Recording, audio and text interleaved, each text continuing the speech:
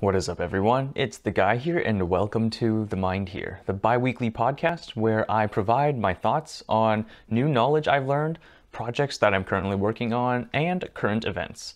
Topics may be random, but I hope that with each episode you come away with new insight and a new perspective on the universe.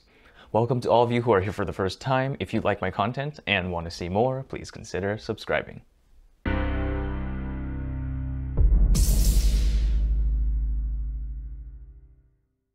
Welcome to the first episode of 2021. I hope you all had a great new year if you're watching this the day this episode comes out, and I hope you all are doing well and healthy. As with the new year, typically people come with New Year's resolutions, and there are plenty of changes and transitions that people take advantage of this symbolic transition from one year to another.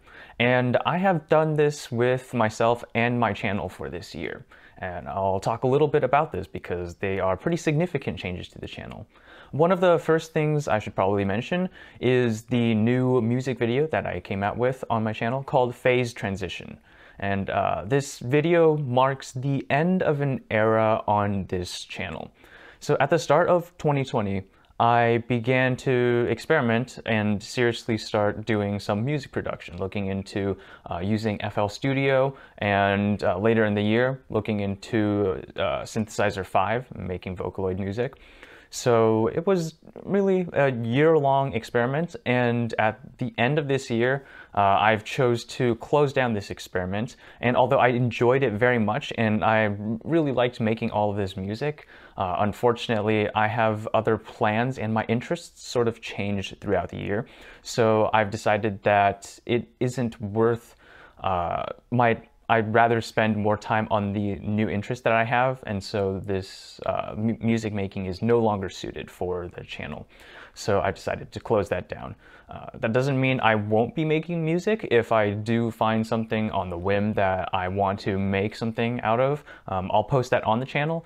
But in this year and from here on out, don't expect regular music production or any updates on music projects. So I'm removing that commitment from myself to pursue something new. And this wasn't an easy decision to make, but it was something that I felt that I should do, and I felt was necessary. If you want, you can go check out the music, and you'll notice a bit of symbolism and some things in there. So pay attention to those, and I hope you enjoy that music video. And another thing on the channel that is changing is the Think, which, despite all the attempts that I had to try to make this episode or this series work, where I dive into a topic and sort of explain my thinking, almost like educating you guys about a topic, I've decided that it's not worth the time and effort to make it, because the point of it is for me to learn about this topic. And if I need to make a structured video like this, I don't think I have the expertise to do so with much of the topics that I want to do videos on, but also it's just the time and commitment that takes away from the actual learning. So instead, what I'm doing is I'm going to be talking about these topics in these podcast episodes and sort of merging the Think into the Themindhere a little bit. So in the future episodes, I'll probably talk about different topics in a little more informal way, just speaking about what I think, what I've learned, various little things like that, but nothing really structured. That way it frees up the effort and time for me to truly learn these things, because that was the whole goal. But then I can also share a little bit about it, and you guys can get a taste of what I'm thinking and what my thought processes are and where I'm going with this. And the final thing on this channel is that the content is going to be changing a little bit, since of course I'm no longer having the Think, and also music videos are no longer going to be a regular thing. This channel is going to be really what it was intended, was a hobby repository. So anything that I do that I feel like is something worth sharing, then I'll post it on there. I've started doing some streams of games that I've been playing, so that's something I'm experimenting with starting right about this year. So if that's something that's of interest to you, I'll be doing some streams, mostly of games, but also maybe some tests that I'm doing that is streamable content, and also just tests video tests of things. So short clips of projects I'm working on, and they'll be not too structured. That way it'll be a light thing to upload, something where I can just sort of record it and then upload it into this playlist. Most of the test videos will be unlisted, but the playlist will be public and on my channel for you to take a look at if you want. That way I can do my projects and tests and learn freely, while also just feeling free to record anything and making it a pretty quick way to sort of put it out there into the world, what I'm doing, and updating you guys. So those are the changes I'm making to this channel coming with 2021. And of course, with the coming of the new year, I sort of want to touch a bit about a sentiment that I've been noticing in the media. And that sentiment is that 2020 was bad, so 2021 is going to be the year where we recover and where everything is going to get a lot better than 2020. Finally, 2020 is over and our problems are gone. Maybe not to that extreme, but there is a sentiment out there that I'm sort of concerned about. The narrative that that 2020 was bad, and it was almost as if that the year is the reason for all of this, that things were bad because it was 2020, and that because it is now a new year, 2021, things will be better. That's a dangerous narrative to go by, because if you think about it, years are a human construct, way to organize time into neat little packages for us that make sense. There's nothing that binds anything in the reality to the years 2020 or 2021. There's nothing that suddenly shifts as soon as it turns 2021 for you. This is a human construct. So why is this dangerous? I feel that if you focus on the year too much, saying 2020 was the cause of a problem, it was because of 2020, that's why everything was so bad, and that 2021 comes around, everything will be better, then you won't address the root causes of the issues. 2020 may have been a year of many mishaps and a lot of unfortunate things. However, it's not the year's fault that the year was bad. Don't blame the year for your problems, because what 2020 did was, during this year, a lot of things went wrong, and it revealed a lot of flaws in our current systems, in whether they be huge systems like our governments and societies, or they be small systems like how we as people function and how we interact with other people. These are the flaws that it revealed, and with the pandemic, the lockdowns gave us time, for those of us who were able to afford it, gave us time to think about ourselves, our relationship with others, and how we deal with things in our lives. This time is a way to reflect on ourselves and notice things that we could change. So if 2021 were to be better than 2020, we need to take the lessons from 2020, the lessons of all the flaws that were revealed during this year, and make it better, to fix them and improve upon them in 2021. That is the only way that 2021 will not be as bad as 2020.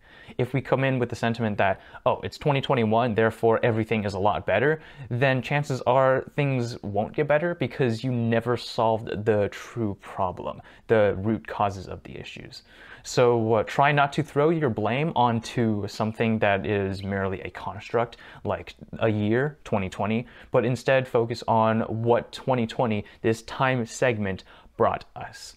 It revealed a lot of flaws that would sooner or later have come about, and that's something that we should be grateful for and work to fix the flaws that were brought out, rather than going into denial or blaming the year, throwing the issue onto something else.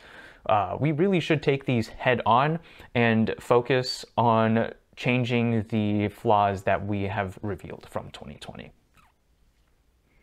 All right, with that out of the way, let's talk a little bit about the new interests that I've been looking into. The reason why that I've sort of restructured the channel, and also many aspects of my life, to better accommodate and look into this interest. This interest is in in general terms, it's Web3 technologies, sort of the next generation of the internet. But I'll focus a bit today on one of the major technologies in this set of technologies. It's called blockchain technologies. And I'm sure some of you might have heard of this. Most people associate this with Bitcoin and Ethereum, but I'll talk a bit about what it is and also how it's used, some implications of it, and why I think it's important. And this interest, I've actually been introduced to this about 2 years ago, at least a year ago, but I've sort of had an on and off with the interest of like looking into it and then just sort of putting it off while I do other things like schoolwork or other interests. But recently I've taken a deeper dive into it, and I want to truly understand these technologies because I think it has an important implication on the future of how societies are organized. So that's why I decided to take a deeper look into it. But anyway, so what is blockchain technology? In layman terms, as best as I can describe it, blockchain technology is a way for a network of computers to agree on a set of data without relying on another single entity to verify that data. So a distributed network can verify a data without someone else telling them that this is the truth. They can agree on the truth themselves. And if you're more familiar with data science terminology, I guess, it's more accurately described as an immutable distributed linked list, distributed ledger basically. And the structure of it is basically, it's sort of in the name, blockchain. It's a bunch of blocks, which is how the data is stored. They're stored in the structure called blocks, and then they're chained together, one to the next one to the next one. That way, if one of these blocks is altered, then how it's linked makes it so that all the other blocks become invalid, and it's pretty easy to know that something has been tampered with. And that's how people can agree that something is the truth and that know that the truth hasn't been tampered with. And how this works is there's a network of computers. They each hold a copy of this distributed ledger, the data. They each hold a copy of what is the current truth, and when someone wants to update it, they broadcast it to the network, and then once that everyone agrees on it through a consensus mechanism, a way for all of these computers to agree on the data, once that is agreed upon, then everyone now has that new copy and everyone keeps that copy. So if someone wants to produce an alternative copy, then if no one else agrees on it, then it's pretty much useless. So that's how the truth is kept decentralized without needing a third party, someone to tell them, to tell the network that this is the truth and this is not the truth. And how this compares to traditional data structures, let's take Bitcoin as an example using financial interactions. If you want to make a financial transaction between someone and yourself, you would typically have to interact with your banks and have them do the interactions. So if you want to make a purchase, you get that request to your bank, the bank that makes the changes in their database for how much money you have, and then typically they'd have to communicate with the other person's bank, and then they make the changes in their database, and now the transaction is resolved. And that relies on the banks to, first of all, tell the truth and also be able to handle these.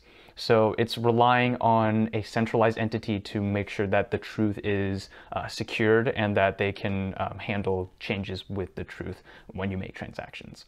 In a distributed system, in a blockchain, in Bitcoin, let's just say, in Bitcoin, if you want to make a transaction, you broadcast that transaction to the network. The network then confirms that the transaction is valid and then appends this into the distributed ledger. Now everyone has a copy that this transaction is made. So now you can't back out of it, and the person that you made the transaction with can't back out of it either. It's a permanent record, which is where the immutable comes in. You can't change it once it's been confirmed. So in this way, no one single person has control over the truth. Everyone on the network has to agree, but once everyone has agreed, then that becomes the truth. So it's pretty secure how it works.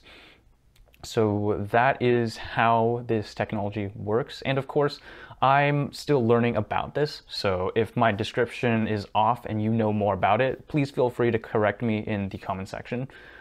Or if this confused you, then I'm sorry, I didn't do a good job of explaining. But if you do want a better explanation than this, I recommend you checking out some resources that I'll link in the description of the YouTube video for this podcast, so you can take a deeper look into this if this interests you in any way.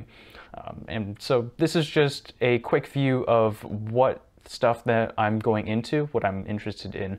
And if I learn anything more that's interesting and I feel that I can sort of just explain it or talk a bit about it, then I'll put it in my future episodes. So if you have any suggestions for improvement I can make to this style of talking about what I've learned, or just any comments about this in general, then also feel free to leave some suggestions, comments in the comment section, and I'll make sure to read them. Appreciate it. All right, that's going to wrap it up for this episode. Thank you all so much for watching. I appreciate the support you all have given me throughout this process. If you have any questions, comments, concerns, or anything you want to say, feel free to leave them down in the comment section below. Take care, stay humble, and I will see you in the next episode.